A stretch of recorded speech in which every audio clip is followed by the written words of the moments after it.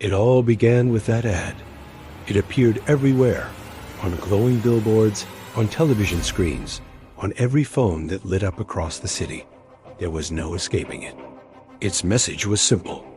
Your future salary, today. At first, people laughed. Then they started to talk. Within days, the slogan was on everyone's lips. It promised a shortcut to the slow grind of life, an instant future delivered right now.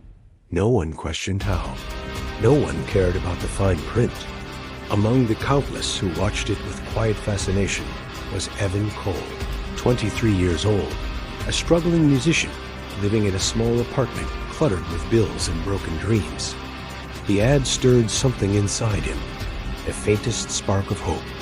For months, he had been scraping by, working side jobs, saving for studio time that always seemed out of reach. But this looked like a way out.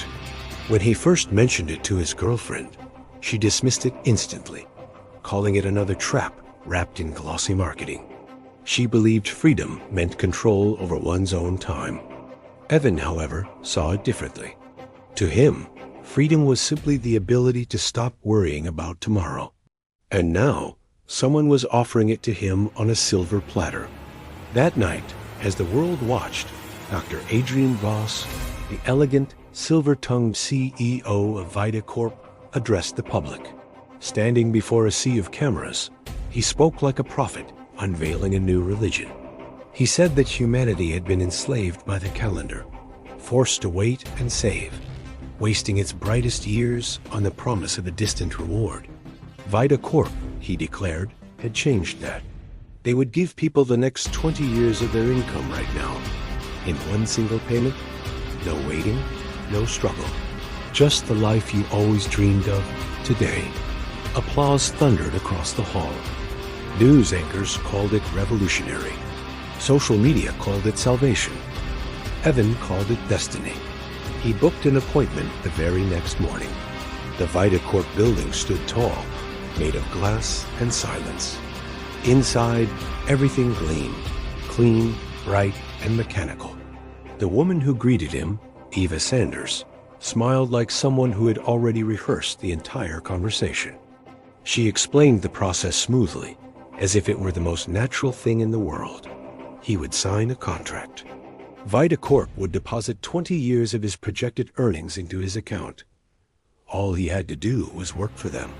But as Eva spoke, the language began to twist. Words like commitment, recovery, and biological assets slipped into the explanation with clinical precision. If an employee quit early, Vita Corp reclaimed the unearned balance. If the money was gone, they recovered it through alternative means, specifically the value of biological resources. Evan felt a chill run through him. The promise of instant freedom suddenly resembled a lifelong sentence. Yet, as he sat there, staring at the contract, he realized the cruelest part of it all. Life already worked this way. Rent, loans, jobs. Wasn't everyone already paying with pieces of themselves? Vita Corp had simply made the transaction honest. By the time he left the office, the choice had already been made. He walked down a long, sterile hallway, and his eyes caught a framed poster on the wall. Freedom is a promise. Commitment is freedom. The words lingered in his mind as he stepped outside into the noise of the city. The future was waiting, and it had a price. Episode 1 is written by Pragat Kasana.